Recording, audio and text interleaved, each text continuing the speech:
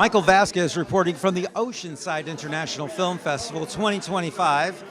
I have Daniel Maggio with the film Beethoven's great grandchild. And this is an innovative film, a short film, but very captivating. Tell us a little about the process. How did you come to this realization?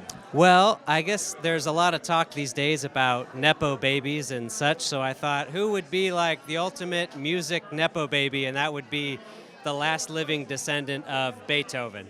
So our character essentially tries to use this familial relation to boost their music career in modern day Los Angeles. So they tout themselves as somewhat of an avant-garde composer, trying to follow in great grandpap's footsteps and trying to create music that no one has ever heard before.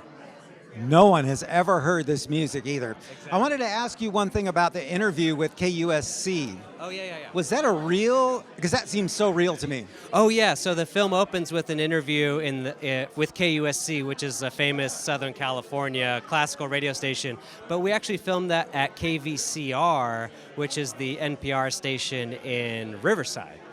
All right. So, and we just rebranded it to look like KUSC. So, and there's a lot of, the film is a parody, it's a satire, and so there's lots of use of existing, brand names and things like that to kind of show this character as essentially like a failing influencer who's kind of desperate for,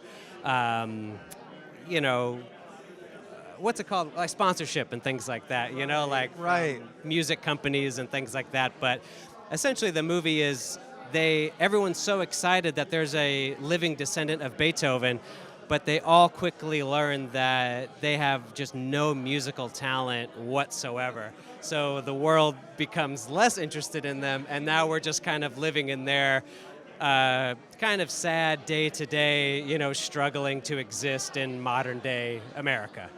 Your lead actress pulls it off beautifully. Yes. The KUSC interview, I was tricked into believing that is absolutely, KUSC is really interviewing her because of this whole process she's taking them through. Yeah, exactly. So we really wanted the film to feel realistic at first, and then it devolves or evolves, however you want to look at it, into something more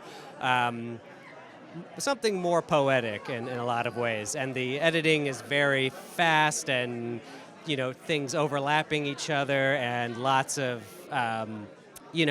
individual, we call them stems in music, but say a Beethoven symphony, right? You would isolate just the violin or the flute or something, and then you distort that and have it playing in the soundtrack. So the soundtrack is very, creative and that too, yeah. I loved your film. I thought it was very creative, innovative, and the length of it was just right. It was a very sweet size. Yeah. It's about 12 minutes long, and it's so nerdy, but there's Beethoven's Ninth Symphony, the second movement of that. I actually designed the story around that second movement, so there's different repeating themes and things that happen. So I actually wrote the film on a timeline in Adobe Premiere, and I just put markers where I thought things should happen according to the music, and then edited the film based on the timing of that piece.